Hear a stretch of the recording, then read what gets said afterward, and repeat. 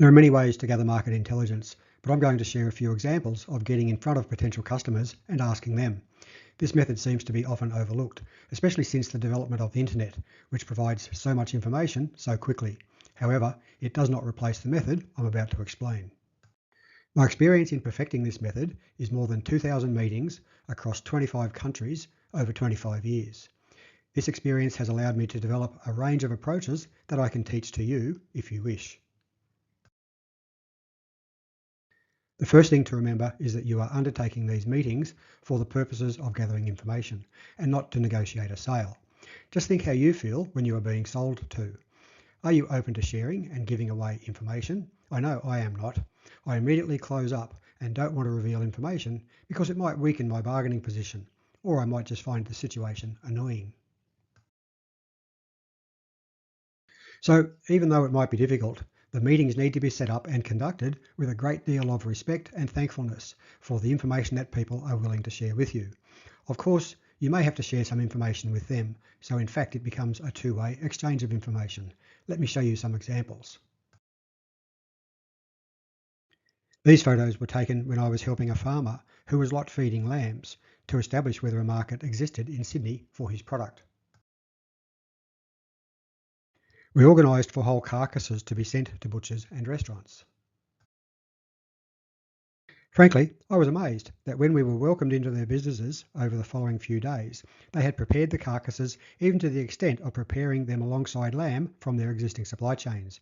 This allowed each of them to provide us with 1 to 2 hours of feedback comparing the farmer's product with that of their existing supply chains. Better still, chefs and butchers used the language of their professions, which helped the farmer realise that to sell to them, he'd have to learn a whole new language. These photos were taken in Japan.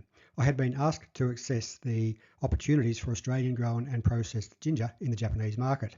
This was shortly after I had been asked by the Queensland Government to investigate opportunities for Australian pickled vegetables in North Asia. The first thing we did was to set up meetings. The meetings were set up for the purposes of exchanging information and not for selling.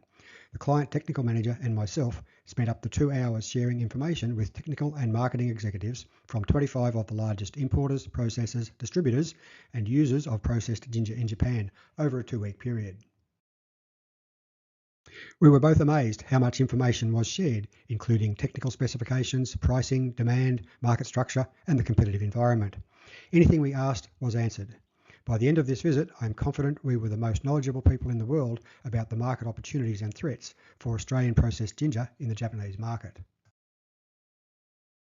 I had recently undertaken a business diagnostic for an organisation that specialised in sustainably harvested Australian native foliage. They had been selling the product within Australia, including to exporters. The diagnostic identified the opportunities for the business to export directly, and I was asked to provide assistance. As always, we completed a process of desk research and communicating with importers and distributors of flowers and foliage across the globe. From that stage, we were able to identify that the largest global market was Europe, with important distribution occurring from the Netherlands, Germany, and Switzerland.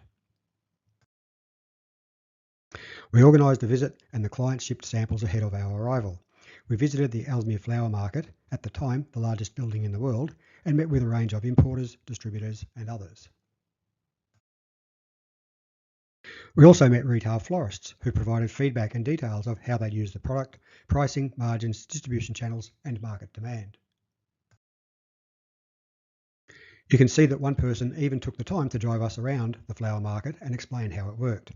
This trip resulted in the appointment of 3 importers and the development of an export marketing plan, which allowed the company's income to increase by a factor of 10 times over the following 12 months.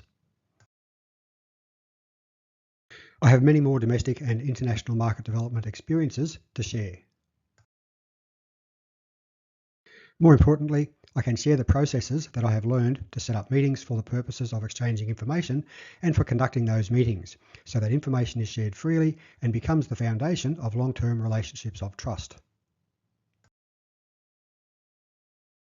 I'd be delighted to share my knowledge, so please phone or email me and we can organise a time to have a chat about how best to proceed.